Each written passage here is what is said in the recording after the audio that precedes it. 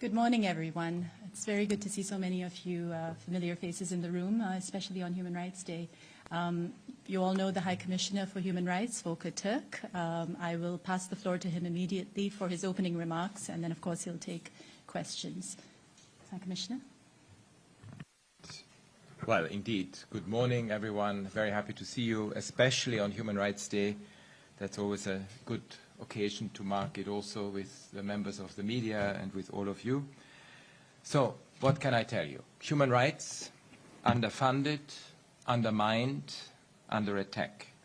And yet, powerful, undeterred, mobilizing. This year, no doubt, has been a difficult one, and one full of dangerous contradictions. Funding for human rights has been slashed, while anti-rights movements are increasingly well-funded. Profits for the arms industry are soaring, while funding for humanitarian aid and grassroots civil society plummets. Those defending rights and justice are attacked, sanctioned, and hauled before courts, even as those ordering the commission of atrocity crimes continue to enjoy impunity. Diversity, equity, and inclusion policies that were adopted to address historical and structural injustices are being vilified as unjust. The prognosis would be incredibly dire if these were the only trends. But the pushback on human rights is facing pushback from a groundswell of human rights activism.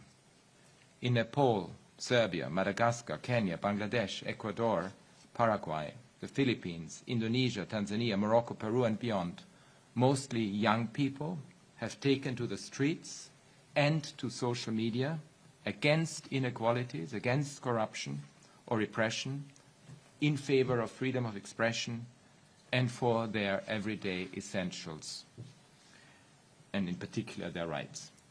People across the world have also been protesting against war and injustice and demanding climate action in places far from home, expressing solidarity and pressuring their governments to take action.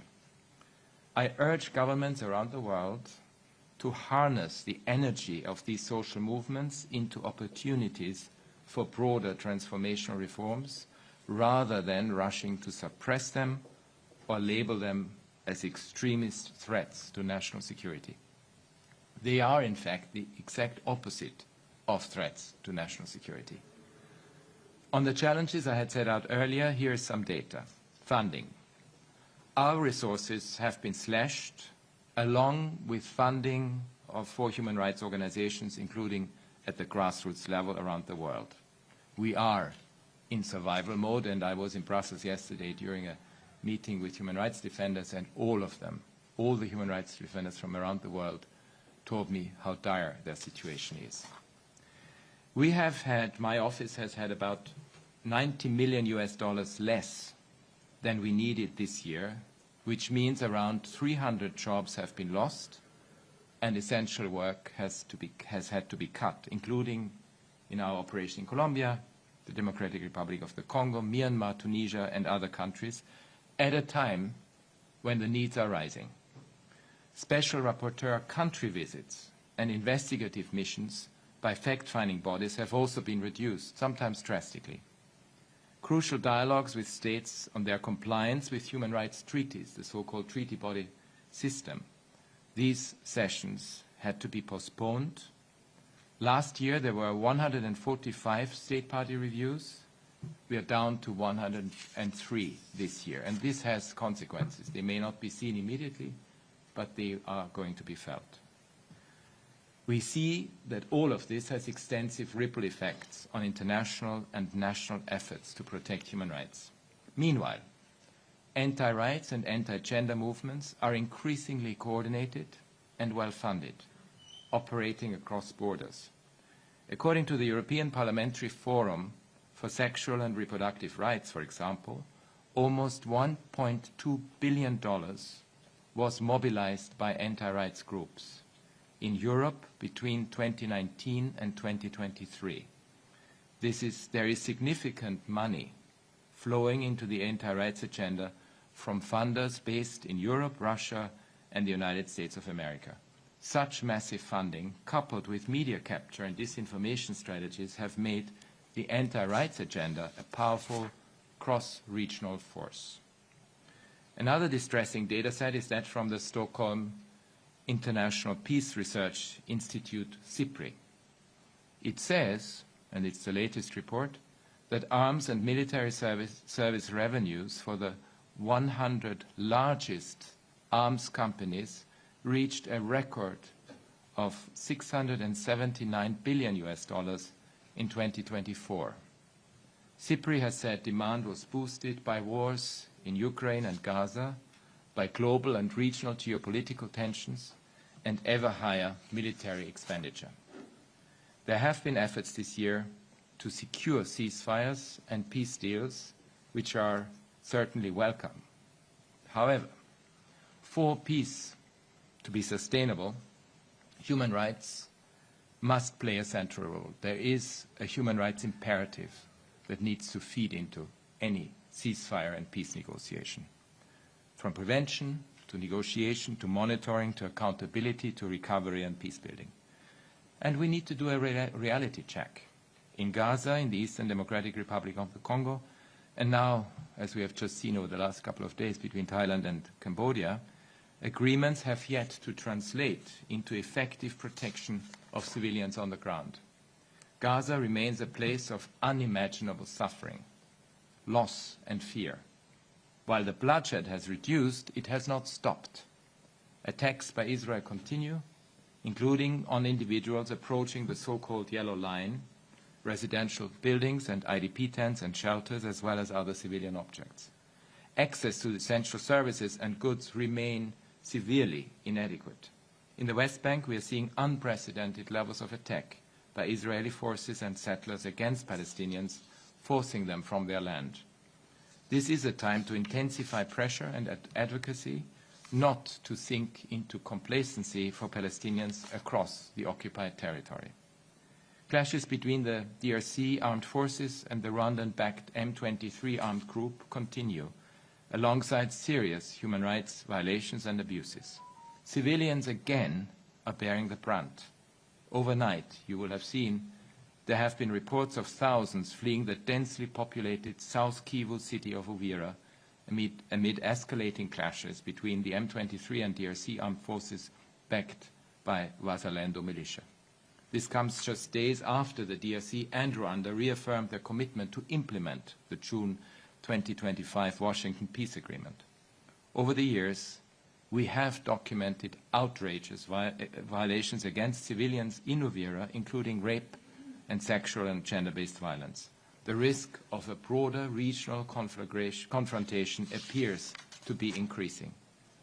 In Sudan, the brutal conflict between the army and the rapid support forces continues unabated. From Darfur and the Kordofan to Khartoum and Omdurman and beyond, no Sudanese civilian has been left untouched by the cruel and senseless violence. I'm extremely worried, and I say it again, that we may see a repeat of the atrocities committed in Al-Fashar in Kordofan. In Ukraine, civilian harm has risen sharply.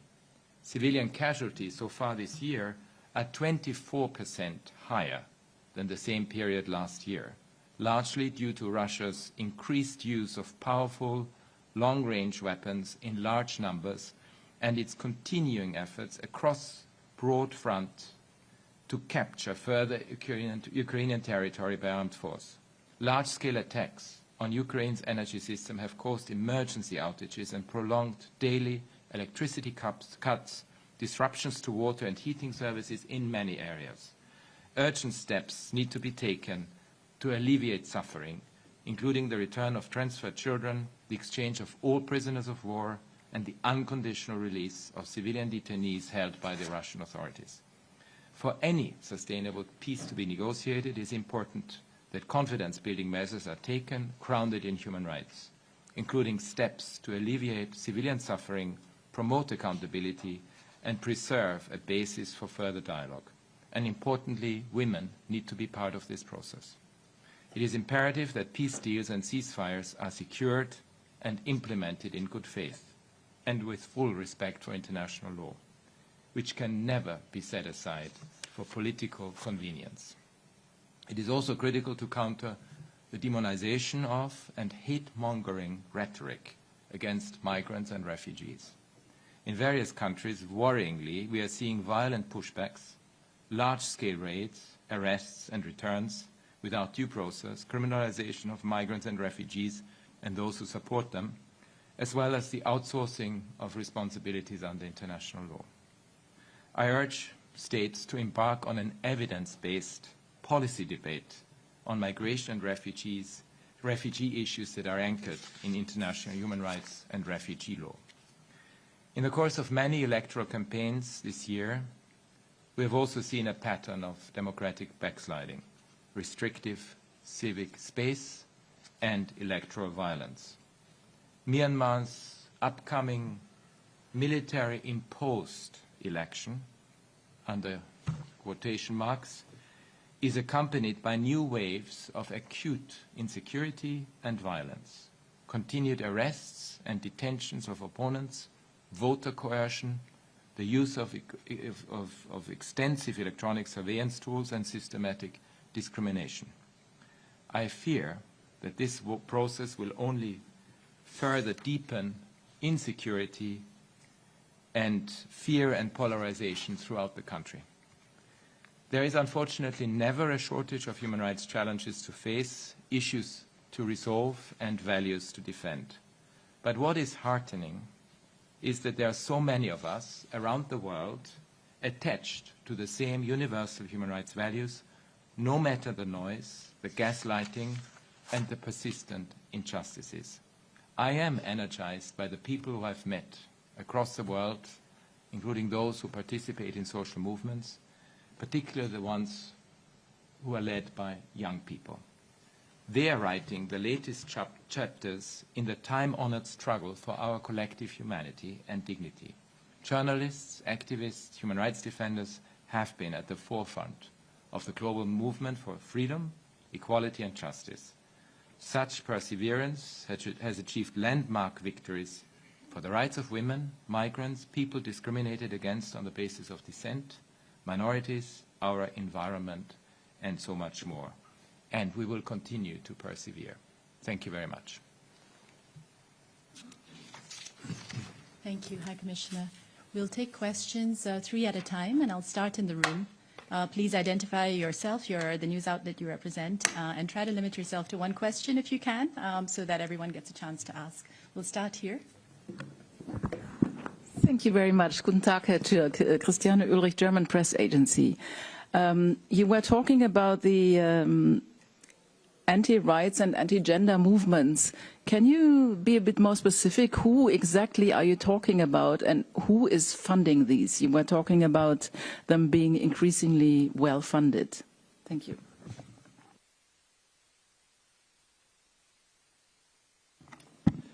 Laurent Siro, Swiss News Agency. Thanks for that usual press conference.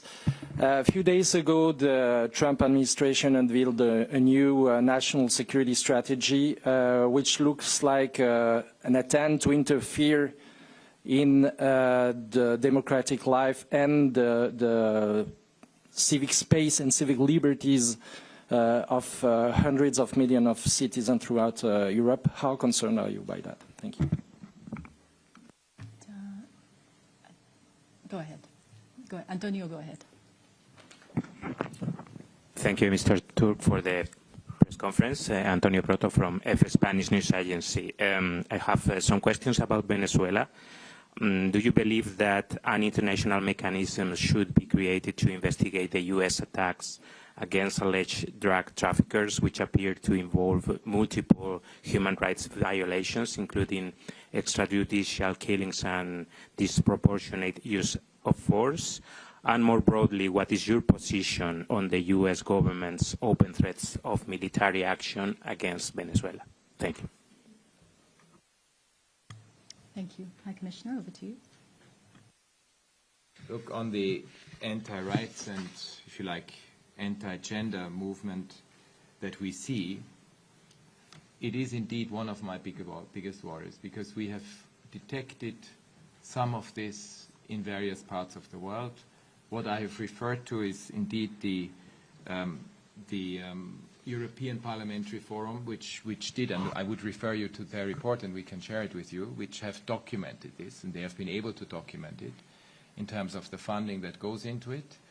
But this is, I think, just the tip of the iceberg. We have heard around the world that a lot more funding goes into well-organized, cross-regional strategies to push back on gender issues and more broadly on human rights issues. And it affects in particular gender equality, LGBTIQ+, sexual and reproductive rights, rights of migrants and refugees, but also climate action.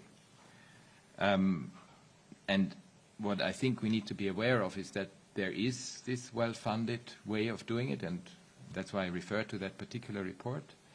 And we need to be very vigilant about it, because it also is a distraction from the very normative system that has been established at the moment that we have, and that is non-ideological, because sometimes human rights are seen as an ideology, but they are not. They are not partisan. They are the normative framework of our social contract, and we need to be very careful when this part of the social contract is in jeopardy.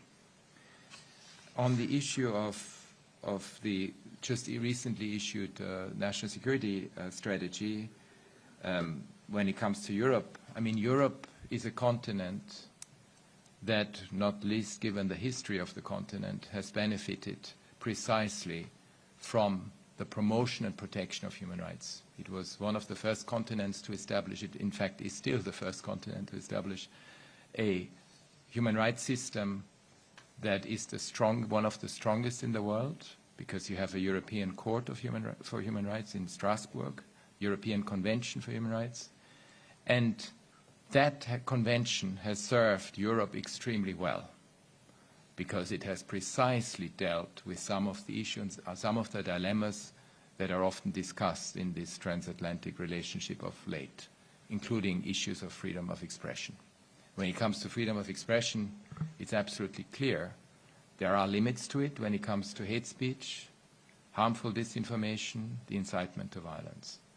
So I hope that all those who look at that strategy and you analyze it are doing it very much in recognition of the incredible path that Europe, and in particular the European Union, have had over the last couple of decades to build indeed a continent that is built on peace, human rights and dignity, with all the issues that there are. As always, there are issues, but it's important to honor that incredible achievement for humanity. When it comes to Venezuela, and in particular, not so much Venezuela, I mean, obviously concerned about the tensions that exist. It's clear that, I mean, my overarching concern is the human rights issues in Venezuela themselves. I have been extremely vocal about how we see the situation. We also know that any escalation is not in the interest of anyone. And so our call is always for de-escalation, for finding a way to deal with this through constructive engagement between the two countries. When it comes to the events, especially what you referred to in the Caribbean, as you know, I've been extremely clear. I consider them a violation of international law, in particular international human rights law. I have asked for prompt, independent investigations.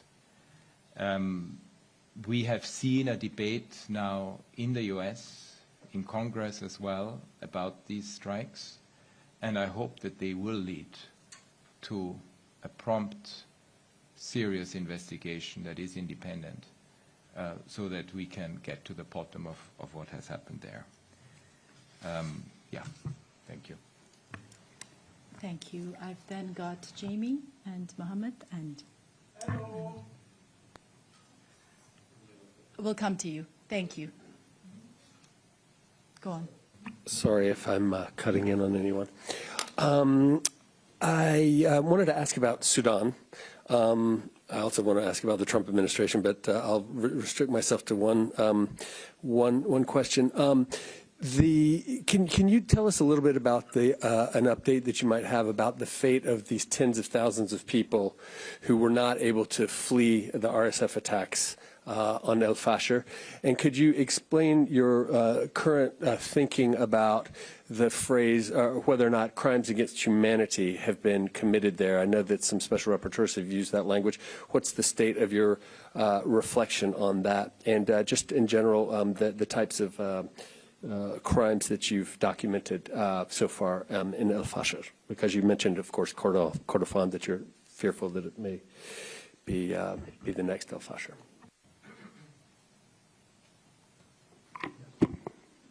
Thank you so much. My name is Mohammed, from a reporter of Turkey's Anadolu News Agency. My question is about Gaza and Israel, and the following the Israel's actions in Gaza, the effectiveness of international law being questioned worldwide. What do you think needs to be done to regain this trust and ensure Israel's accountability? And what is the role of the UN and the member states in this regard? Thank you.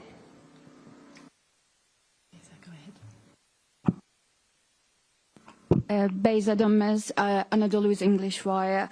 I also want to ask about Gaza, especially it's been said that we are close to the second phase of the ceasefire. Hamas officials have said that more pressure must be put on Israel to reach an agreement on the phase 2. And also, after the ceasefire, we see about 400 people being killed. So, well, how do you evaluate that? And also, there has been Israel's military chief saying that the yellow line that divides Gaza under Donald Trump's ceasefire plan is new border now. And what is your comment on that? Thank you. Look, on Al Fasher, we have been able to send teams to Chad, but also to the North Sudan. So we had a chance to interview witnesses from what happened in Al Fasher independently from each other, which I think for us is very important because, as you know, we have a very strict methodology when it comes to documenting serious human rights violations and atrocity crimes. And the pattern that emerges that thousands of people had been killed within a very short period of time, end of October. We don't know the exact number, but we are talking about thousands, not just hundreds. We are talking about thousands of people that have been killed. There were summary executions.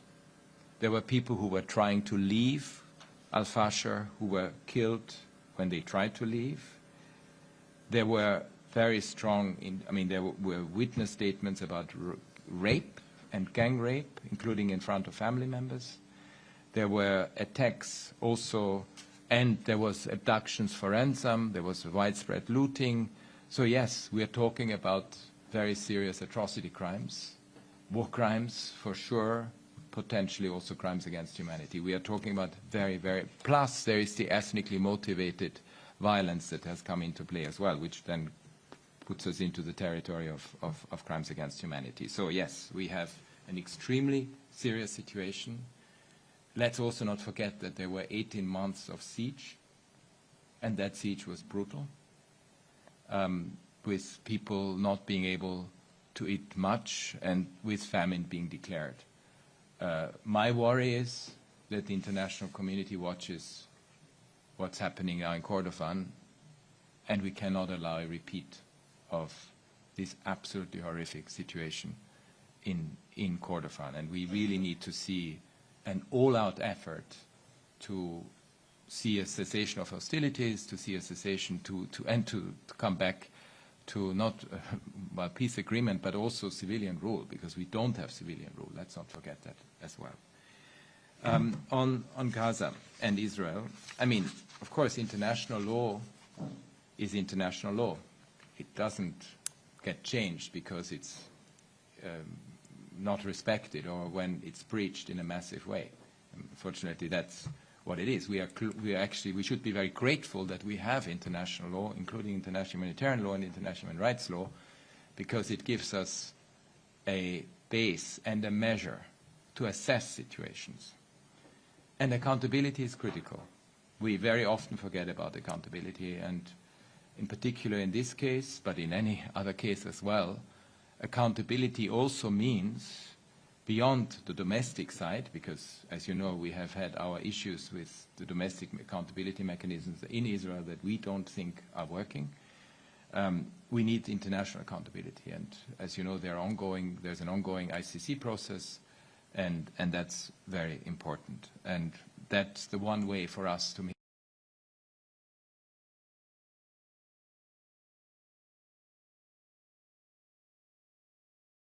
very worried, because others will use the fact that international law was not respected and will point to it. And we have heard this from even other belligerent parties. They point to different situations and they say, well, international law was breached here, why can't I do it here either? So we have a very real issue. That's what international law is all about. Yes, we are worried about the current situation, because the bloodshed that we saw and the carnage that we saw in the past has indeed is no longer there. But as I mentioned, we have over 350 attacks that we recorded since the ceasefire, and they were all in the vicinity of the so-called yellow line, with at least 121 Palestinians killed, including 7 women, 13 children, and many other injuries. So we're continuing to document this and to monitor it very carefully. And yes, we call on all parties to respect the ceasefire and to ensure that we can indeed move to the next phase. Thank you. The yellow line. Yes.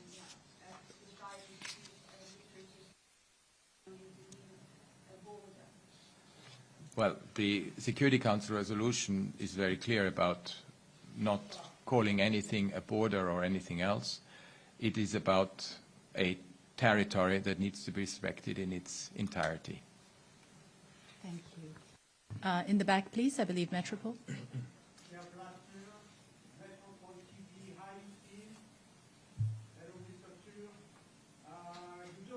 About Haiti, what you connaissance, quelle est ta connaissance de la force de 5000 soldats envoyés par le Conseil de sécurité et de 5 membres de la société civile?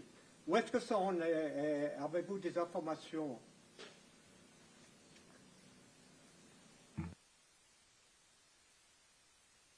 Alors, je vais le dire en français d'abord et après en anglais. Absolument, la situation en Haïti est quelque chose qui nous préoccupe énormément. Comme vous savez, moi, j'étais en mission là-bas et en visite là-bas il y a 2 ans, et j'ai suivi de très près la situation depuis. Et en fait, si on regarde les chiffres, on a vu cette année, on a documenté 5153 personnes qui étaient tuées. On voit de plus en plus que ce sont bien sûr les gangs qui se répandent dans le territoire, pas seulement au Port-au-Prince, mais on est aussi concerné ou préoccupé par le fait que le gouvernement et les forces, parce qu'ils utilisent une compagnie privée qui a utilisé des drones, et évidemment ça aussi peut, et ça a déjà affecté des civils. Et je pense que justement dans des opérations du maintien du droit, c'est très important de respecter les droits humains et tout impact que ça peut avoir de leurs mesures sur les personnes. I'm also, and so I just mentioned that we have seen a deterioration in Haiti. If you look just at the numbers for this year, 5,153 killings, 2,349 injuries. We have seen a deterioration just also in rural areas outside Port-au-Prince. I'm also concerned about the use of drones by a private military company that the government is using, and we have again seen an impact on people with killings, over 700. And we absolutely need to make sure that the arms embargo is respected, and we've seen too much arms flowing into Haiti still. But also when it comes to the multinational security support mission, aggression force that was adopted by the Security Council, we hope that there will be accelerated efforts to set it in train. I think it's a very slow process, much too slow, unfortunately. And we also need to make sure that in the implementation that human rights safeguards are fully respected, because when it comes to law enforcement operations, that needs to be part of the package. Thank you. Yes, Jeremy, Catherine, and then in the back. Thank you, Ravinia. Jeremy Lange for the French National Radio over there. If I may, I will ask my question in French as well, and if you can respond in French, that's perfect. Otherwise, English will do fine. Vous avez parlé, vous avez dit que les droits humains étaient attaqués dans votre préambule, propos liminaire. On a le sentiment qu'ils sont attaqués depuis maintenant un certain nombre d'années. Je voulais simplement avoir votre réaction par rapport au fait que ce qui est peut-être nouveau, c'est qu'aujourd'hui, ces attaques semblent provenir de la part des pays qui étaient les donneurs traditionnels pour les droits de l'homme. Comment votre bureau deal avec ça, comment fait face au fait que voilà, les donneurs traditionnels sont aujourd'hui ceux qui attaquent le plus sévèrement les droits de l'homme. On pense aux États-Unis, mais également des pays européens. Et une deuxième question peut-être sur les finances aussi. Vous avez parlé des fact-finding missions qui ne peuvent plus avoir lieu, des country missions qui sont également affectés par les cuts. Je suis désolé, je fais du franglish. Est-ce que vous pouvez partager avec nous aujourd'hui quels sont les prochaines entités ou les prochains pays qui sont menacés par ces coupes budgétaires? Est-ce que vous pouvez nous dire dans 3-4 mois, si on n'a pas d'argent, ce pays-là également va devoir réduire notre mission, cette mission ne va pas pouvoir être renouvelée. Voilà, est-ce que c'est quelque chose qui est déjà dans les tuyaux? No worries. Catherine, please go ahead. Oui, Catherine, ARD, German public radio and TV. It's also about Europeans. Yesterday, the European Union decided to considerably weaken their Supply Chain Act. What's your reaction about it? How does it impact human rights worldwide?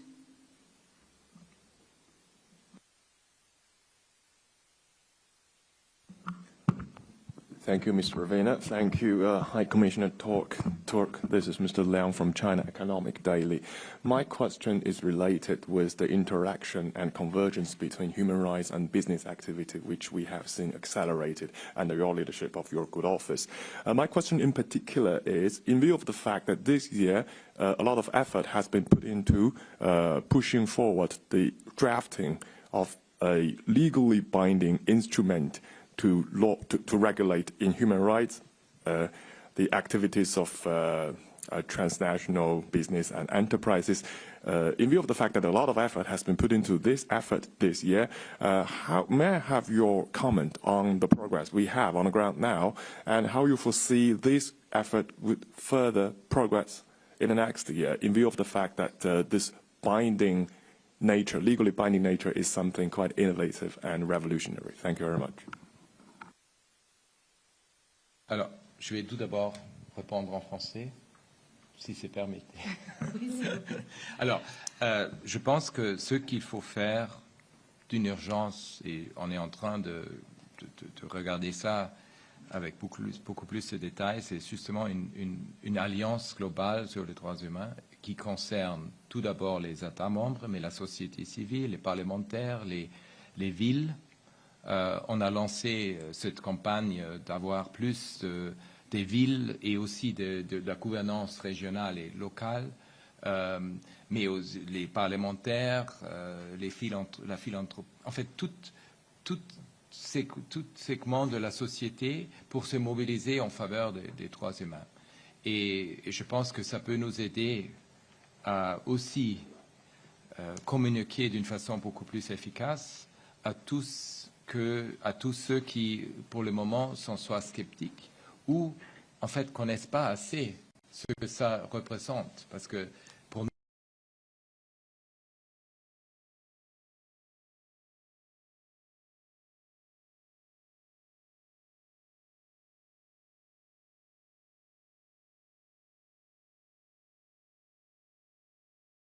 quotidienne. Et je pense que justement ça, c'est extrêmement important. Et ce n'est pas une question de l'Ouest, c'est quelque chose d'universel. Parce que je peux vous dire, les jeunes que je rencontre au Bangladesh, par exemple, ou en Serbie, ce sont des jeunes, ou au Soudan, parce que j'étais là à un moment donné, ce sont des jeunes qui se battent pour les droits humains.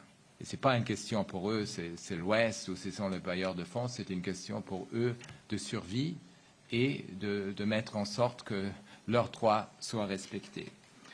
The next one on the fact-finding mission commissions of inquiry. At the moment, we are between 50 and 60% funding, which means that we are less able to document, or the fact-finding missions and commissions of inquiry are less able to document human rights violations. It has already had massive impact, for example, on the Commission of Inquiry on DRC, which we cannot fund at all. At the moment, we do not have the funds to set in train the Commission of Inquiry for DRC. So it has indeed very serious consequences. We hope that with the next budget cycle that we would be able to do so, but at the moment this is not possible. On the supply chain act, I mean, as I understand it, the discussions are still ongoing because there is this trilogy within the European Union. You probably saw that I took a public position on this omnibus resolution process, which wanted to make sure that those who decide on these things within the European Union are fully aware of the guiding principles on business and human rights. And we have had a lot of companies approach us, especially mid-sized companies who, in a way, want the predictability that comes from the business and human rights agenda. And they really embrace human rights because they see it in the long-term business interest to have a human rights compliant supply chain, for example, because they also know that their reputational risks could potentially be affected if, for example, they undertake activities where indeed violations happen, for example, labor standards and so forth. So we saw the current debate from a worryingly because we hope that indeed they would take into account the standards that have been achieved. And it's not only us, civil society and High Commissioner's Office, it's also many companies that approached us from that perspective. Human rights and business activities, I mean, this is absolutely an area of that we really need to work on. And we had 2 weeks ago the Forum on Business and Human Rights here in Geneva. There were over 4,000, I think even probably some 5,000 participants because we had 1,000 of them online. It shows an incredible interest on the part of the business community to work on the human rights front. We also see, and you mentioned the legally binding instrument, it has taken a long time to even get to that point. But I do hope that indeed we would see a legally binding instrument. It's one area where non-state actors, in this case businesses, can exercise a lot of power, especially tech companies. I mean, let's look at the very big tech companies. They sometimes have budget that go even beyond the gross domestic income of an industrialized nation, which means they can exercise a lot of power. And human rights are the guardrails, but human rights are also the inspiration to do good and to influence technological development. So yes, business and human rights extremely important from our perspective. Thank you. We have, I'll take two more questions in the room, and then I've got Olivia waiting very patiently online from Reuters and 2 others online, and then I think it'll have to be a wrap. Please go ahead. Yeah, thank you for taking my question. Alexandre Grosbois, AFP. About Sudan, you must of course be aware about the fact that there are a lot of reports stating that UAI is arming the RSF paramilitary force. Have your teams on the field been able to verify these accusations, and what's your point of view on the issue? Thanks. Online, Olivia, please unmute. Thank you very much. Two questions, if I may.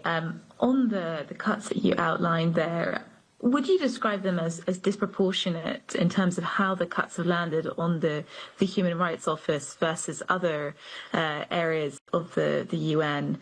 And secondly, if you may just outline your concerns from what you saw in the last couple of months in Gaza, particularly in Gaza City, in terms of the extent of airstrikes and demolitions in that area in the lead up to the ceasefire, and what in particular human rights concerns that has sparked among your team.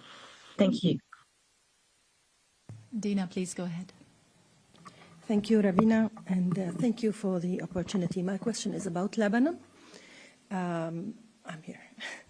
My question is about Lebanon and the huge gap between the numbers you gave on November 27 of killed in Lebanon. You mentioned 127 Lebanese who were killed, while the health, the Ministry of Public Health mentioned 333 civilians killed in Lebanon. Of course, after the ceasefire, Lebanon respected totally the ceasefire, and including Hezbollah, which also respected the ceasefire. So who are those 200 people who were killed and not mentioned in your report? Why they are not mentioned? And do you consider killing Hezbollah fighters who are not fighting anymore in Lebanon? Do they receive? Is it okay to kill them or not? Are they considered as civilians, according to the international law? How do you consider them? Another question on other attacks on Lebanon, for example, on Aito in the north of Lebanon, 23 people were killed during an attack, Israeli attack, and you mentioned that you will investigate this attack and other attacks also similar to the one on Ain al-Hilwi, the Palestinian camp, where around 13 children were killed while playing basketball. Is there any investigations about those attacks, and if you can give us any updates? Thank you. Look, on Sudan, I think what is most urgently needed is respect for the arms embargo, and that is currently not the case. I mean, I just looked at the fact-finding missions report of September. I mean, the fact-finding mission report on Sudan. And their report of September 2025. And they talk about, they have actually received allegations that the parties, both parties, and the affiliated militias, obviously, use arms, ammunition, and unmanned aerial vehicles produced in 8 states, and that at least 16 states finance, manufacture, or facilitate weapons transfers. They have not been able to provide details of that, but they are, and I discussed it with them, they are actually looking into this. I mean, in order to get the evidence, this is not so easy, but it is also true that arms, as far as I know, there's only one still functioning factory that could produce arms, but the type of arms that we have seen that become more and more sophisticated, especially on the drone, when it comes to some of these drones, they obviously come from outside. And there are not only companies, but there are obviously interests to fund either party and provide them with arms. And yes, that is one of the very, very neuralgic points that need to be addressed, and I hope that there will be more focus on it. We have this division of labor with the fact-finding mission on this point. I mean, they will investigate this further, but of course, if we have any information that we can verify and bring to the table, we will do so. Then the issue of funding. Sorry, was there the funding? Yeah, the funding. On the funding. And, I mean, if I look at my colleagues in the UN system, all of them have been massively affected. If I just look at the humanitarian front, I mean, I think I saw the latest figures from UNHCR, 3.4 billion, UNDP 4.5, UN Women 600 million. So all of them, we are all affected. When it comes to the human rights system, we have a very complicated budget structure because we depend both on the regular budget, assessed contributions, and there we have the liquidity crisis, and we have extra budgetary funding. We have been disproportionately affected in the sense that if you cut what is already very scarce, and if you cut this even further, then obviously it has a huge impact. And in particular when it comes, and I want to make a strong plea for also human rights defenders, human rights organizations, grassroots organizations on the ground in particular, who all telling us that they will not be able to do their work anymore.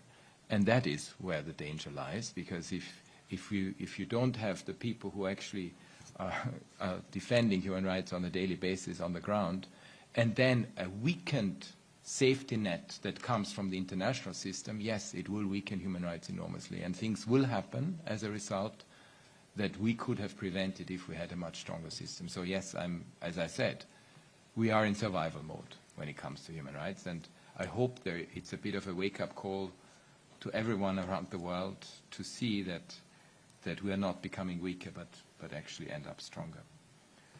On Lebanon. Yes. Yeah, no, yeah. Yes, so we actually, this is quite, when we issue data ourselves, we have a verification process. And that verification process always lags behind the actual data, and that's what comes with this. We are actually in the process of doing it as we speak, so we will come up to numbers that we are verifying, and we then always use the numbers that come from the official statistics, but we actually go into this, and that's extremely important.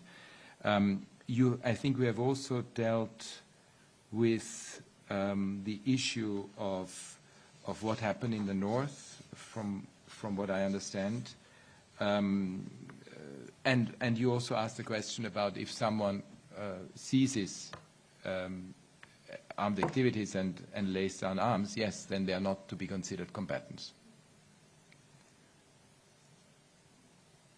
Yeah. Sorry? Well, and that's why we emphasize very much that international humanitarian law is very clear about this. They are not to be killed if they are no longer combatants. Well, frankly, we hope that no one is killed anyway, but unfortunately, in a situation of war, that's what it is. Time. We just have John and Imen online. Olivia, I'm sorry, I won't be able to give you a follow-up question because the High Commissioner will have to leave. But if you do have any follow-up questions, please do get in touch and we can send you written responses, or one of the spokespeople will be very happy to handle them. John and then Imen, please. John, go ahead. Yes, good morning, High Commissioner. I was wondering, sir, if you could comment on the decision by the Australian government to ban the use of social media by adolescents. And what are your concerns? You mentioned the late John Ruggie. Are we seeing an increase in corporate social irresponsibility rather than responsibility? Thank you.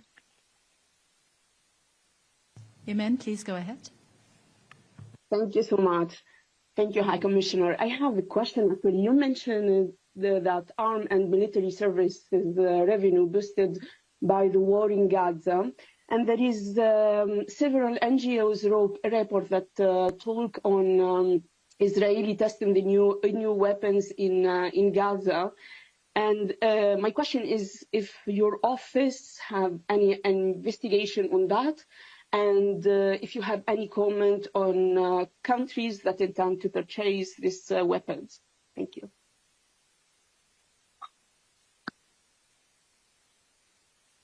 Actually, just realized I forgot to answer one question from one journalist about, what do we see in terms of human rights impact in the situation in Gaza. I actually met yesterday a Palestinian who is working on mental health issues, and the response, I mean, what he described to me about the most serious mental health crisis that one can imagine after what had happened is extremely acute. I mean, what he described was harrowing in terms of trauma. Basically, everyone is traumatized, and especially children, you can imagine, and women. And I have had a chance to talk to some of my colleagues who have lost family members who mentioned to me what this means, and I can, I mean, only talk about the extreme trauma that I saw in them as well. So on Australia, well, I think we know how difficult it is for societies to grapple with the issue of how to keep children safe online. And we have had the social media platforms launched now quite a few years ago, but I don't think at the stage when they were launched that a human rights impact assessment was actually done. So we are actually catching up with the technological developments. So countries are going to try different things. And it's not only, by the way, Australia, it's also, we have a similar law in California, we have draft laws also in Europe. It's very important to keep monitoring what works, what doesn't work. But it is also very clear from a human rights perspective that the best interest of the child has to be taken into account in all of this, including the protection and safety concerns that children face. What then the best method is I think what we are actually experiencing as we speak. So it's very important.